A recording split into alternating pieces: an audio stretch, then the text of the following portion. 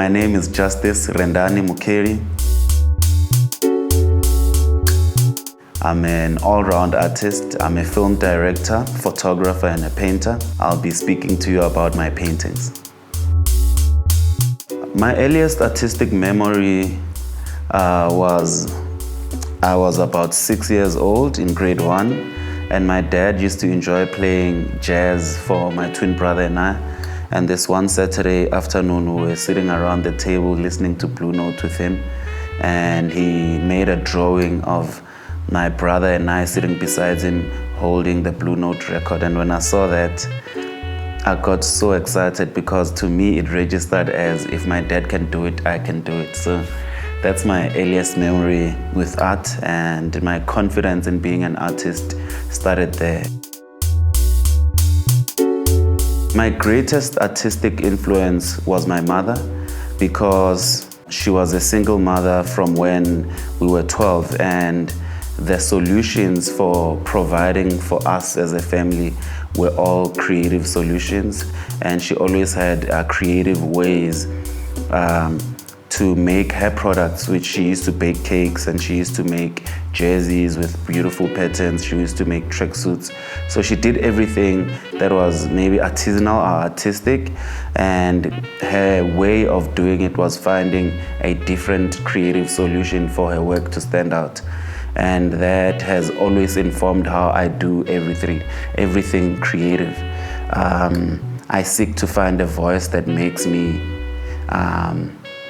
have my own voice, or a creative approach that distinctly defines me.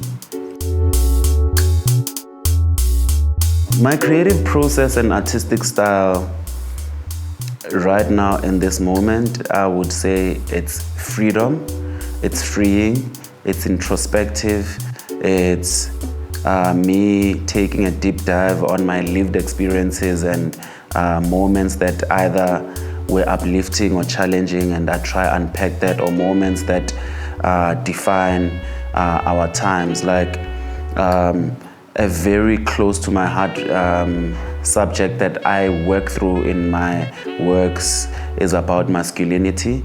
I feel like our generation is privileged to look at subjects like, what does being a man look like? What does sexuality look like? You know, and because we don't have to be dealing with issues like apartheid, which the previous generation were dealing with, and we are so blessed that we can step back and question so much more than the previous generation couldn't question. When I think being free, I think no limits, love, and expression. I have a few themes that I work through. One of the themes that I work with, and it's gonna be part of the work that I'll be presenting, is masculinity and redefining it for myself. That's a very close theme in my heart, because I feel that the time that we live in, we have the privilege to step back and ask ourselves those questions. And I felt like it's important for me to step back and ask myself the questions about my masculinity and how it looks like for me without the influences of how I'm expected to be.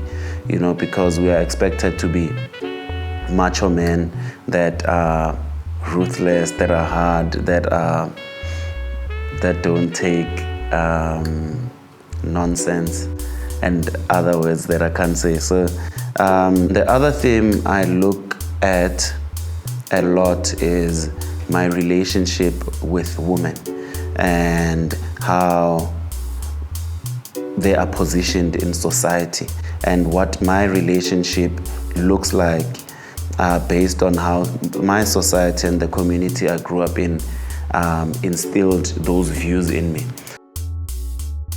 The reality of what the true reflection of it for me in the community I come from, and my natural observation of the world, women are far higher than we are as men. Women are far better leaders than we are as men. Women run the household, and I think we men are just assistants, and in a way that we are so easily replaced.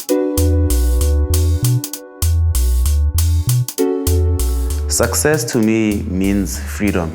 Freedom to be able to engage my views, freedom to be able to live my truth, freedom to be able to be unapologetic about my views and how I want to be and present myself in the world. I think art plays a huge role in shaping and changing society because as a people, we engage art as entertainment, and everything we engage as entertainment is able to touch and communicate with us far deeper than communication that we are expected to engage.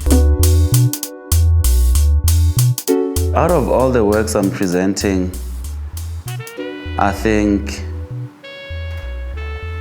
I don't know, they are all really special to me, but the piece with the two men really close to each other, I think that's the piece. In a very close embrace is very important to me because it really came from a place of, digging deep back in my past and looking at what I was told friendship should look like and love should look like between men, and platonic love, relative to how women have been taught to love and embrace each other in friendship. Growing up in my community, I couldn't and wouldn't be allowed to embrace a friend of mine that way. It would be looked at with a homophobic lens. Art and this journey I'm on has helped me unpack and unlearn and process and look at love between me and my friends and my brothers differently, in the same way that women are allowed to look at each other and be with each other. The hardest part and challenging part of creating these works was it really needed me to dig deep in my past experiences and lived experiences to find stories I've lived through that speak to the premise of the works or the theme that I wanted to unpack. I really hope that the impact that the process and these works have had on me, one person can feel and experience as well, and hopefully they look at the works and the works take them to their own journey of unpacking what they should be unpacking and looking at, be it joy, be it sadness, and be it maybe a growing intention to do the work to unlearn what these systems teach us or these communities teach us. The biggest and the most important lessons I've learned was that it is very important to stay true to yourself. It is very important to stay true to your intention and the purpose of the work you want to create.